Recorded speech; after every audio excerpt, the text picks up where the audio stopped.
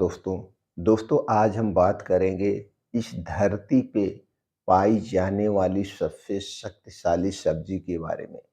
यह सब्जी दोस्तों सर्वगुण संपन्न है, सभी पोषक तत्वों से भरपूर है और यह सब्जी साल में एक बार सिर्फ 2 से 3 महीने के लिए ही मिलती है।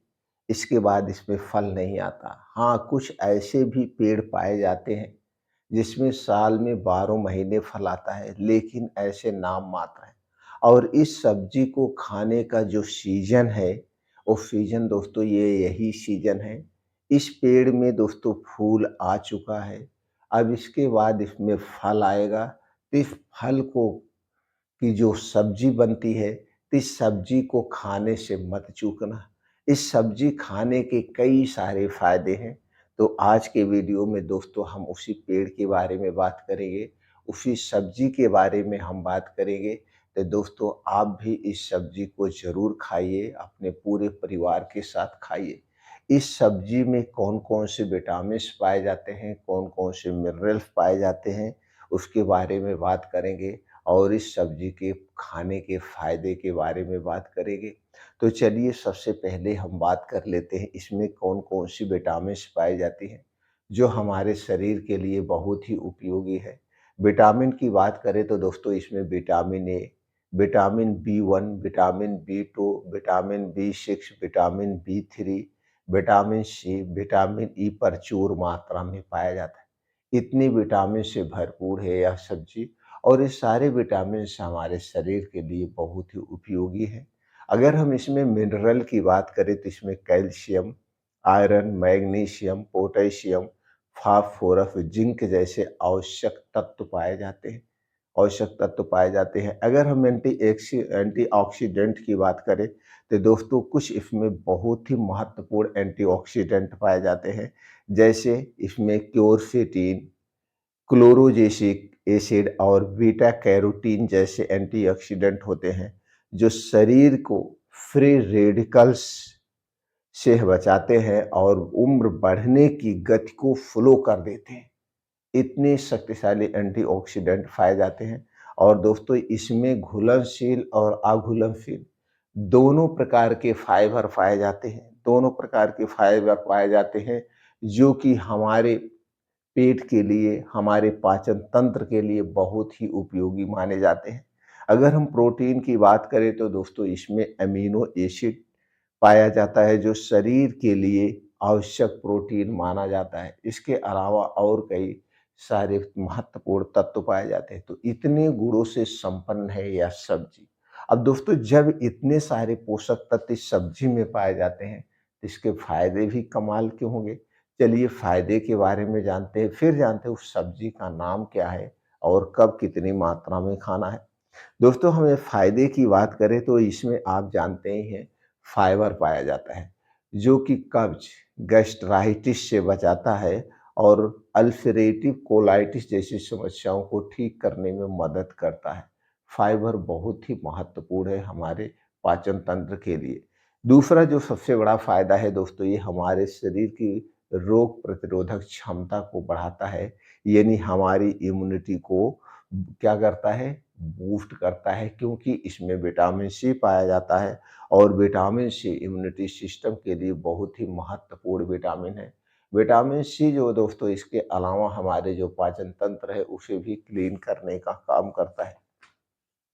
तीसरा सबसे बड़ा जो फ़ायदा है दोस्तों, इसमें क्या पाया जाता है, इसमें क्लोरोजेनिक एसिड पाया जाता है, जो ब्लड शुगर लेवल को नियंत्रित करने में मदद करता है।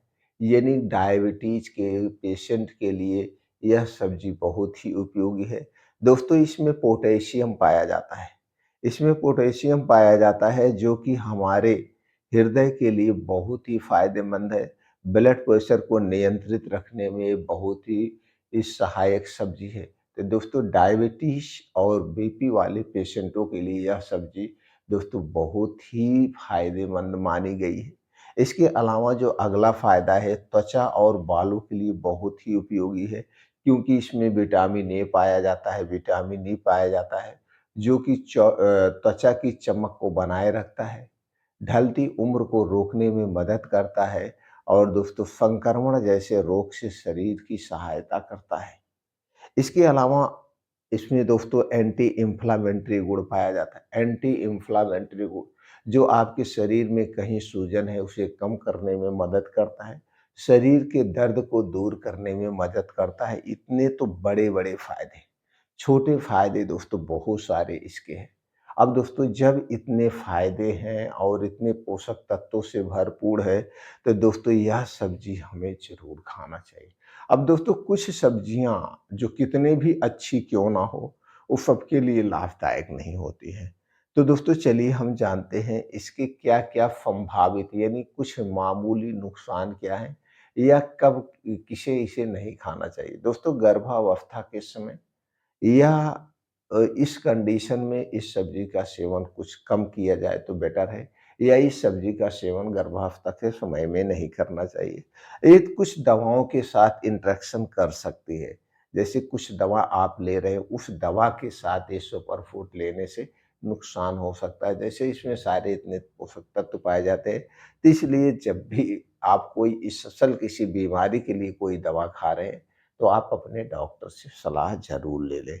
अगर बहुत ज़्यादा मात्रा में खाएँगे तो इसमें फाइबर ज़्यादा होता है, इसे पचाने के लिए समय चाहिए, तो अधिक मात्रा में भी इसे नहीं खाना चाहिए कि भैया बहुत ज़्यादा अच्छी चीज़ है, तो हम अधिक मात्रा में खा लें। ये सारी चीज़ें थोड़े से आपको सावधानी बरतने की ज़रूरत है। अब चलिए हम जानते हैं उस सब्ज़ी का नाम क्या है और इस सब्ज़ी को कैसे-कैसे खाया जाता है, कब खाना चाहिए, जो सबसे महत्वपूर्ण है। दोस्तों जिस सब्ज़ी की आज हमने इस वीडियो में डिस्कस किया है या चर्चा किया, दोस्तों उस सब्जी का नाम है सहजन यानी कि मोरिंगा, जिसे मोरिंगा के नाम से जाना जाता है।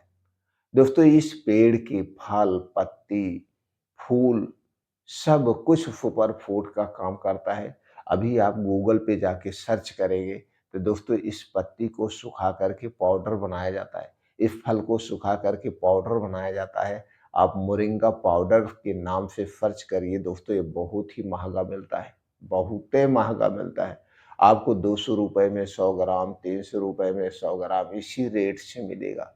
जबकि अगर आप गाँव से हैं या शहर से हैं, आप देखेंगे जंगलों में रोड के किनारे इसका पेड़ पाया जाता है, तो यह सब्ज़ी मुफ़्त में मिलती है और हम इसे जानबूझकर अनजान बने हुए हैं। तो दोस्तों इसकी सब्ज़ी हमें ज़रूर खाना चाहिए। तो चलिए जानते हैं सहजन यानी मोरिंगा की सब्ज़ी कब खाना चाहिए। जैसे दोस्तों इसमें फूल आ चुका है, फूल आ चुका है, अब इसके बाद इसमें फल आएगा।